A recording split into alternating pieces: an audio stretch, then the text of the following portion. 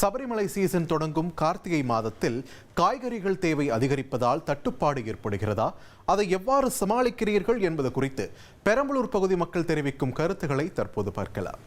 காய்கறி ரேட்டு பார்த்தீங்கன்னா, இந்த மாதம் கொஞ்சம் அதிகமாகவே இருக்குது. இந்த கார்த்திகை மாதத்தில் எப்போவுமே கார்த்திகை மாதத்தில் காய்கறி ரேட்டு கொஞ்சம் அதிகமாக தான் இருக்கும். ஆனால் இந்த மாதம் இன்னும் அதிகமாகவே இருக்குது. ரூ. 800 காய்கறி வாங்க எடுத்துகிட்டு போனோம் அப்படின்னு சொன்னோம்னா, இந்த தடவை ரூ. 1000 எடுத்துகிட்டு போனாலுமே எங்களுக்கு அந்தளவு காய்கறி வாங்க முடியல. இந்த மாதிரி நாட்களில் கவர்மெண்ட் ஒரு நடவடிக்கை எடுக்கலாம். டிரான்ஸ்போர்ட் அவங்களுக்கு ஒரு ஃப்ரீ ஆஃப் டிரான்ஸ்போர்ட் காஸ்ட்டில் கொண்டு வரலாம். ஏதாவது ஒரு முயற்சி பண்ணலாம் கவர்மெண்ட்டு. அது அவங்களால முடிஞ்சது. ஏன்னா எவரி மந்த் பண்ண போகிறதில்ல. இந்த ஒரு மழை சீசனில் ஒரு 2 மாதம் மட்டும் தான் அவங்க பண்ண போகிறாங்க. அட்லீஸ்ட் அது மட்டுமாவது கவர்மெண்ட் ஒரு ஸ்டெப் எடுத்து பண்ணால் நல்லா இருக்குங்கிறது என்னுடைய கணிப்பு. மழையினால எல்லாம் காய்கறிலாம் அழிஞ்சு போச்சு.